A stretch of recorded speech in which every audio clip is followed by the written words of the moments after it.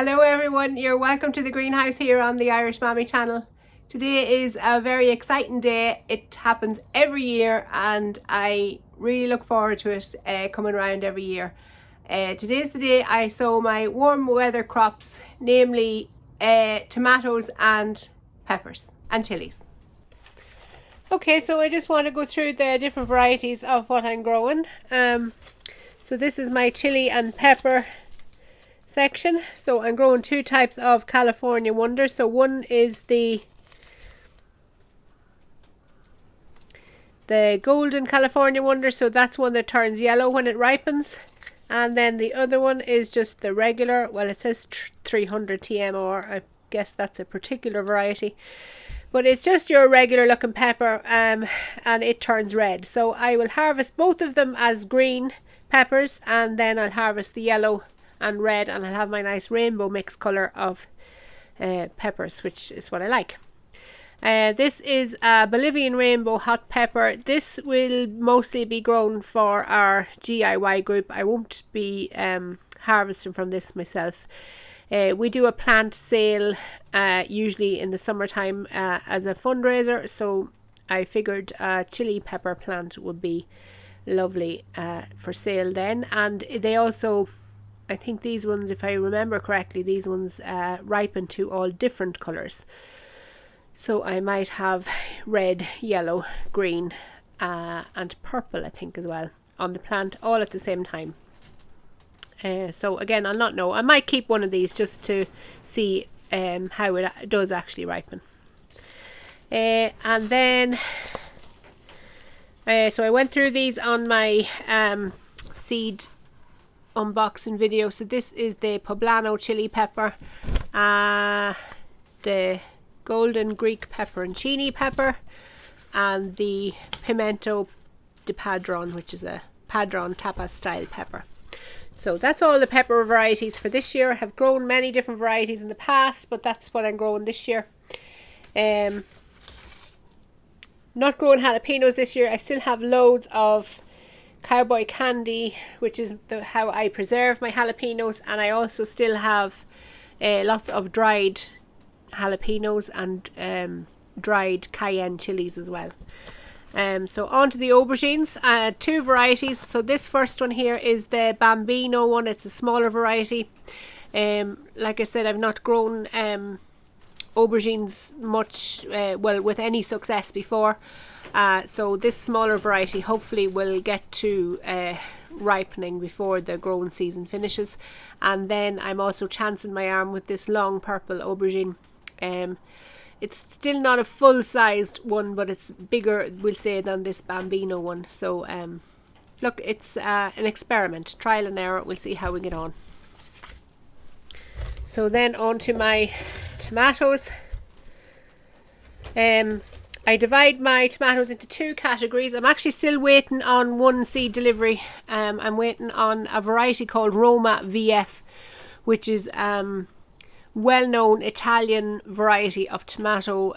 This one is maybe super VF. I think it could be an even bigger tomato, and it's bred to be resistant to verticulum, I think is what the V stands for, and the F is for I don't know.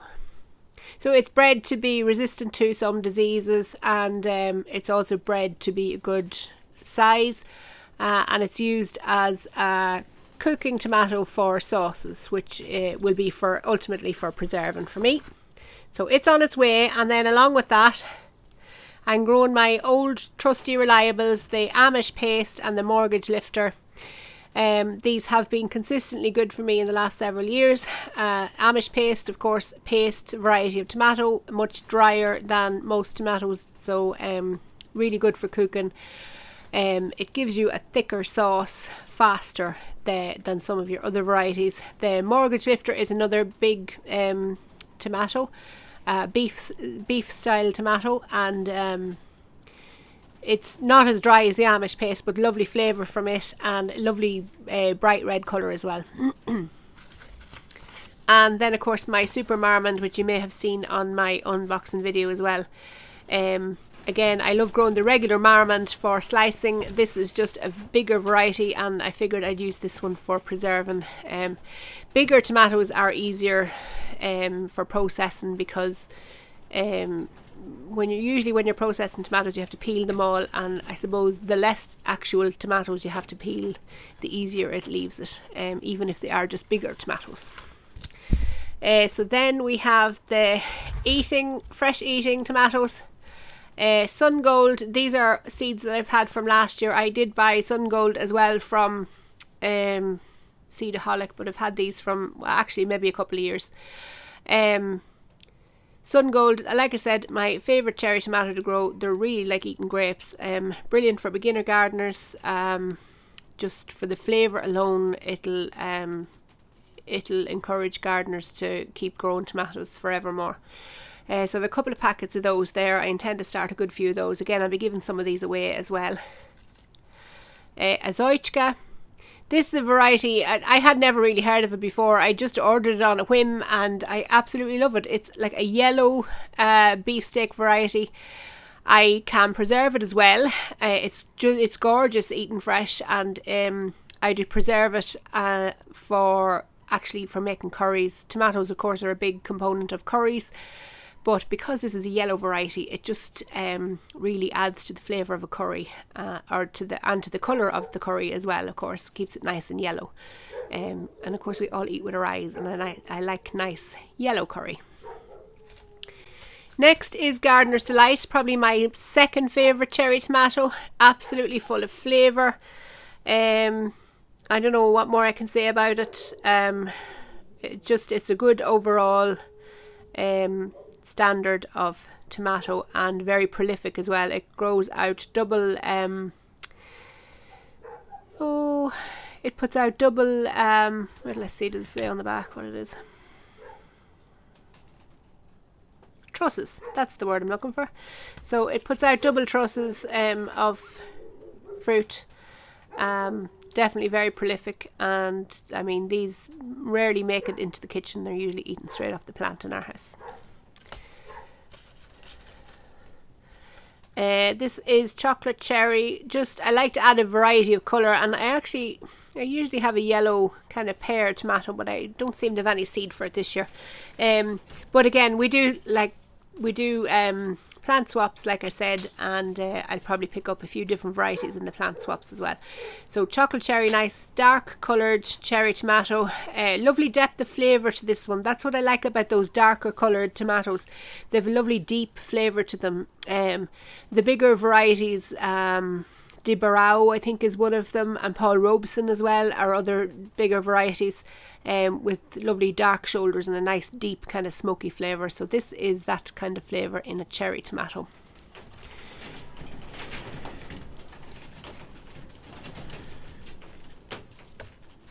Next is the Marmont. I mean, I've spoken about it before.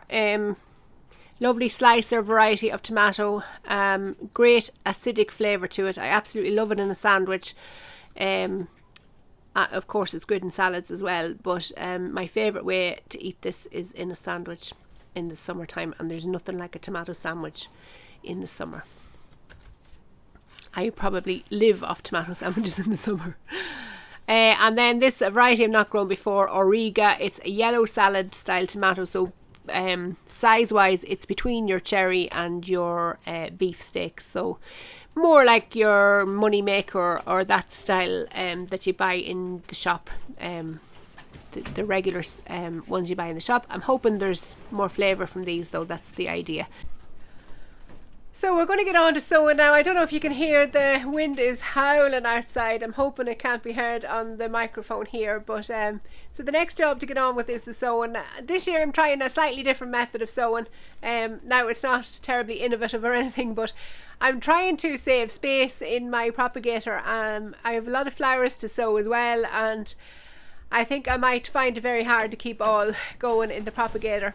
So I'm going to start them off slightly differently than normal, and let's get to it and I'll be able to show you what it is. So this year, because I have so many seeds to sow, I'm going to try and save space in my propagator by sowing each variety in one of these. I suppose it's a 3-inch pot, I would think you call that. So I'm just going to sow, we'll say, one variety of tomatoes in 1 cup and label it obviously. I'm going to obviously sow about maybe 10 to 15 seeds in each pot and let them germinate and come on, and then pop them on, and hopefully my greenhouse will be warm enough by the time they're ready for pricking out and potting on, that they can actually stay out here on the shelves when they're potted on. That's the plan. I do have another space where my polytunnel is. There's also a greenhouse up there, so I can make use of that space as well if need be. It's a slightly warmer greenhouse than this one. There's lots of gaps in this one and a very windy site here as well, so it keeps this greenhouse that bit cooler. So depending on the temperature, in about 5 weeks time, when these are ready for potting on, I'll be either moving them on out here or moving them on out up at the polytunnel, the greenhouse in the polytunnel. So seed sowing 101, very simple. I'm going to fill my pot with compost.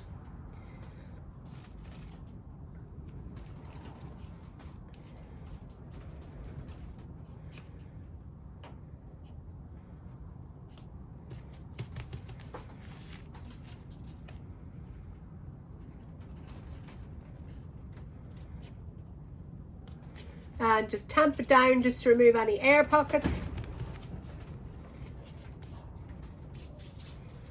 And let's do the Gardener's Delight first. This is the Gardener's Delight. I don't know how many seeds I've left in this. I could have frig all, but we'll see. We'll sow them all anyway.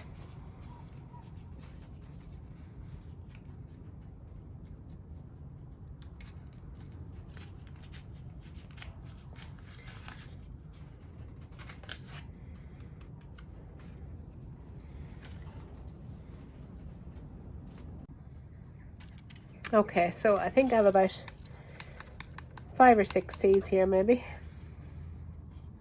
Make sure I have them all out. Now you can barely see them on my hand.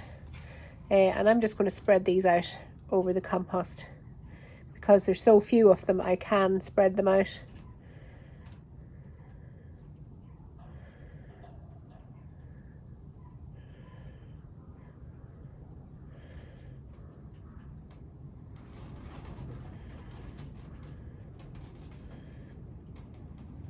So 6 seeds there. This will probably be the fewest amount of seeds I'll be sowing. So I'm just going to cover them over slightly there with compost. And I'll be adding vermiculite on top now in a wee second. Of course these all will be watered in, but I'll wait till I have them all done and I'll water all in together. And I just want to firm the compost on top of them to make sure they have good contact with the soil. Very important that they meet soil as soon as they germinate. And now for my vermiculite. Just a wee shaking of vermiculite over the top helps prevent damping off and helps keep the seed nice and moist, helps prevent it from drying out. Obviously these are going into the propagator, so they're going to dry out that bit quicker, so the more help I can get with watering the better. So there we are, just the wee shaking of vermiculite across the top.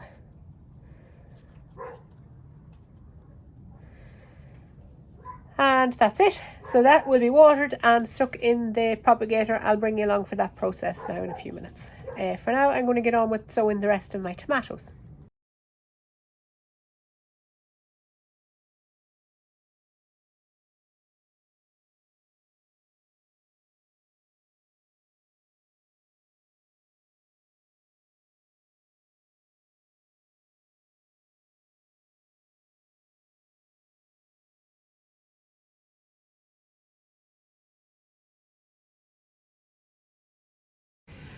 Okay, so that's all the tomatoes, peppers, chilies, aubergines sown. I've one variety that I'm still waiting on, like I said, the Roma.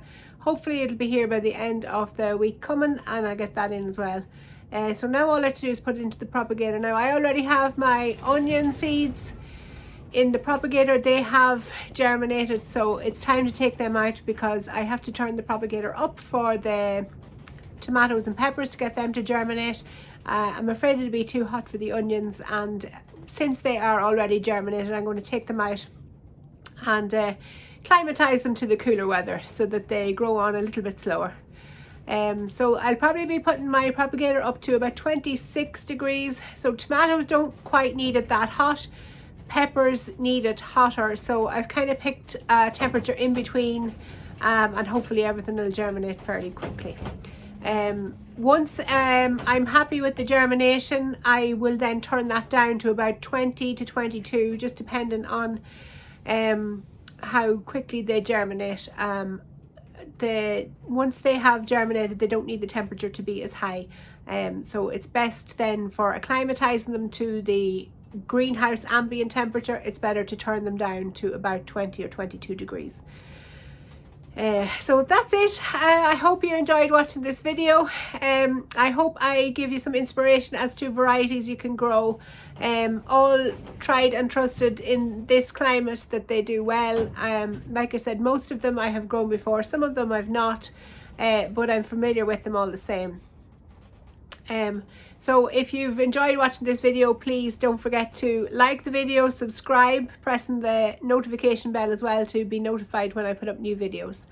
Again, thanks for watching. See you in the next video. Bye bye.